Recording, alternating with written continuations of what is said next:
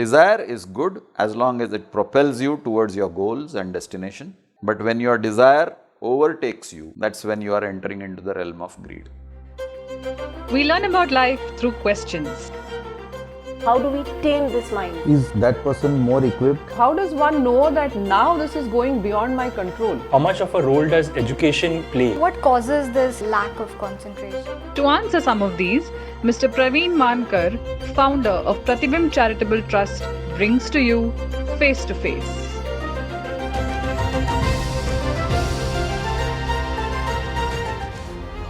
This week we are talking about desire and greed. In life, we all have the desire to achieve more. More power, more success, more wealth.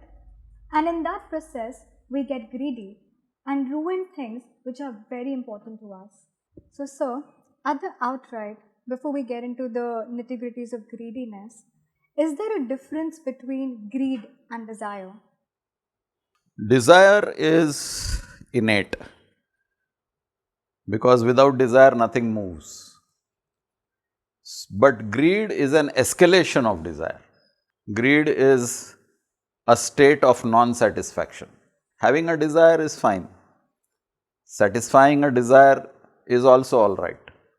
But when you reach a stage where nothing satisfies you, then you transgress into the area of greed. I want. How much do you want? I go on wanting. When will you stop? I don't want to stop. That is greed. We get very emotional when our desires are not fulfilled. It's like our life purpose is to achieve our desires, right? What are we without our desires? Fair enough, at the human level, desire is the engine that fuels your activity and progress. And getting emotional for non-fulfillment of desire is also human. So let's first accept that we are human beings.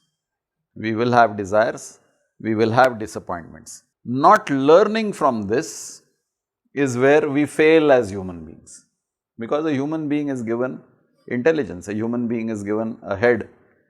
Unlike the animal, the human being is vertical, head at the top. Animals have all organs at the same level, horizontal. But as a human being, if you have a head at the top, then you must use your head, your brain, to learn from your experiences. Now there are some desires which get fulfilled. Enjoy. Be happy that they got fulfilled. There are some desires which don't get fulfilled. In the process, something went wrong and therefore the desire did not get fulfilled. So if something went wrong, there is a need to go back, have a look at it, analyze and correct. Now you come to a conclusion that I did everything right, but my times are bad, my fate is bad, therefore I didn't get the results. Then accept. If you think you have done everything right and yet you have not got the expected results, then learn to accept. If you are a believer that your fate is bad, then the next best alternative is accept. What are you fighting and what are you complaining about? You have given the answer, my fate is bad. That's the answer. Accept it. Why be unhappy about it? But that's an excuse because we didn't achieve. We have to blame something. If I Should don't you? get my desire, Should you blame this something? is why I didn't get this. Should you blame something or somebody? Because you are the architect of your life. You are the cause for all the effects that you get in your life. Whether the effects are favorable or unfavorable, you have engineered the outcome. Why do I say this so confidently? Because it is the law of reap as you sow, cause and effect. Yes. We don't understand this law of cause and effect because our memory fails us when it comes to the causes. We focus only on the effect and therefore we go into the blame game. But so when our desires are unfulfilled, you say accept it. But before that acceptance, you also mentioned I want behavior. I want this. You missed one point. I also said that analyze where you went wrong in fulfilling your desires, make the corrections, try again. But when you come to a stage that I did everything right and yet I did not get the results, it is my fate. When you say this, then learn to accept it. I have not asked you to stop trying. If you say that it is your fate, then learn to accept it. If you say, I want to try again till I succeed, good luck, go ahead, nobody stops you. But while trying, we get greedy because it becomes an obsession. No. These are two different subjects.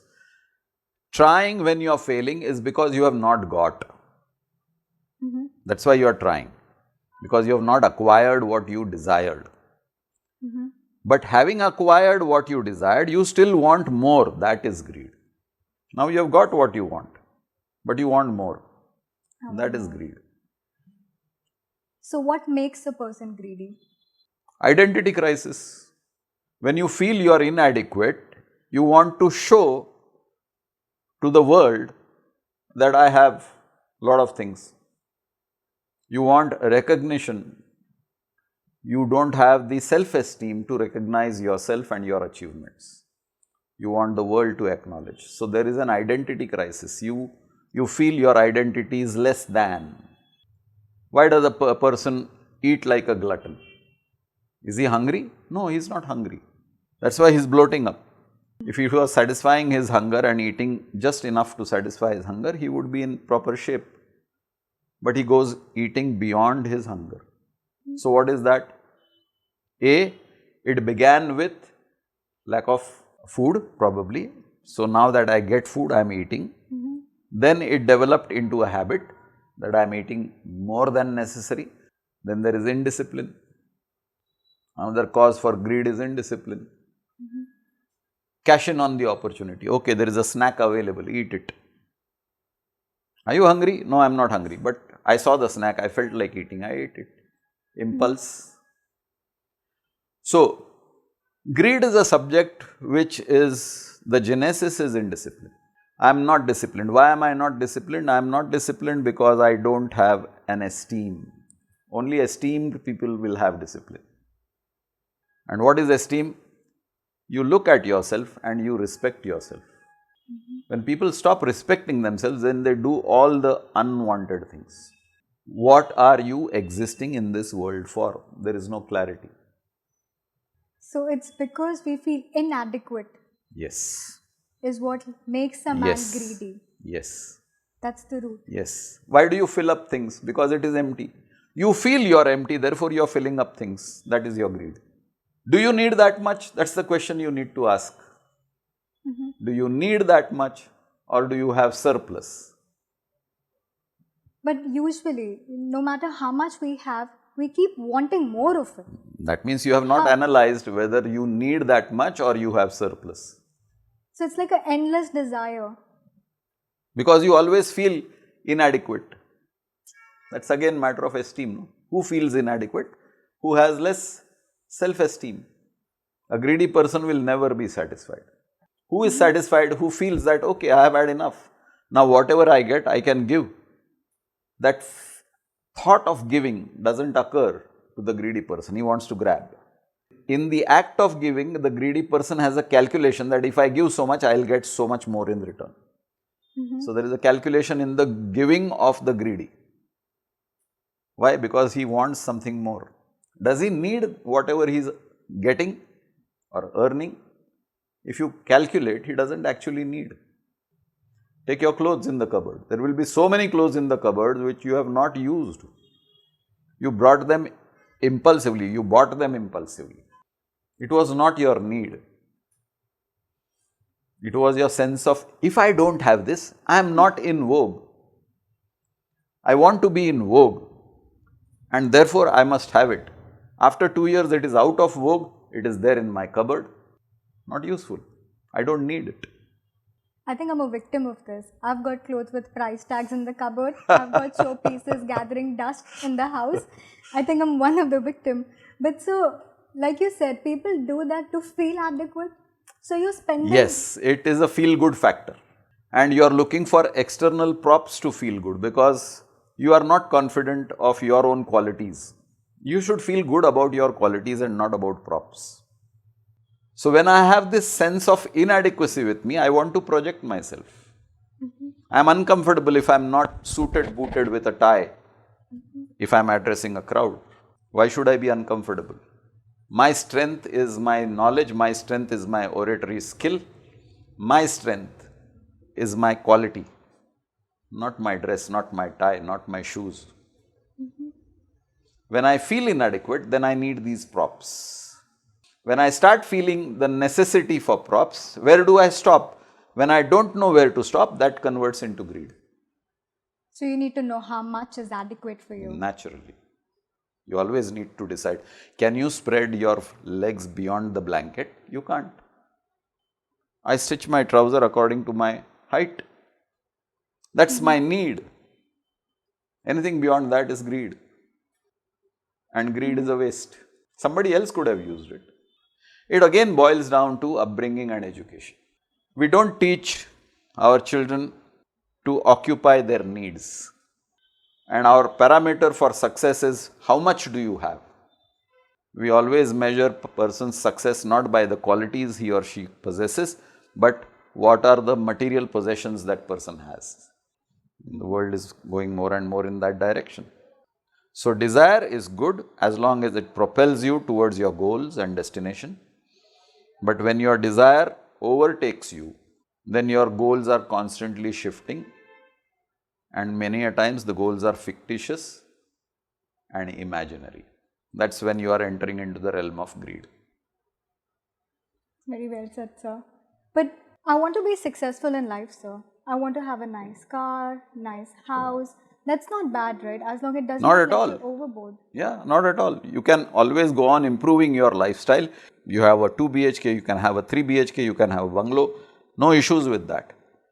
Are you using it? Or it is just there as a status symbol? Having desire is not bad. I have been saying this again and again, because desire is the engine for action. Desire is a destination in future. I wish, I have the desire to reach there, acquire this. That's the engine that fuels your action. As long as you are on the path of truth, all desires are good. But suppose you have a desire, I don't want this person to become bigger than me. That is a stupid desire. That person will become bigger than you on his or her own steam. Who are you to control that? And sometimes you are in a position to control that. You are the boss of that person, and you don't want the subordinate to supersede you, though the subordinate has the qualities. That's greed. That's not desire. How do we shed our desires? Two methods, either through discipline and self-control or exhaust your desires. There are certain desires which compel you to repeat them again and again. For example, I love eating sweets, for example. I must eat sweets. I'll have one, and then after that one, I'll have one more. Yeah? So let's say this is a compelling desire. Then exhaust yourself by eating so many sweets that you get frustrated. Reach a level of exhaustion, the desire drops itself, which is what Osho used to say, no? Exhaust yourself of your desires. Just giving you some examples of how to get rid of desire. Getting rid of desire is not human. Human being has to progress. The progress is based on desire. So desire is good. It's just that we should not be greedy about it in that process. Be conscious of it. Absolutely. Greed is endless. It's important to know what is adequate for you. But if you're content in life, it will not matter whether you fulfill your desires. You will be content irrespective. If you have some questions about life, please connect with us. Do not forget to like, share, subscribe, and press the bell icon for weekly updates.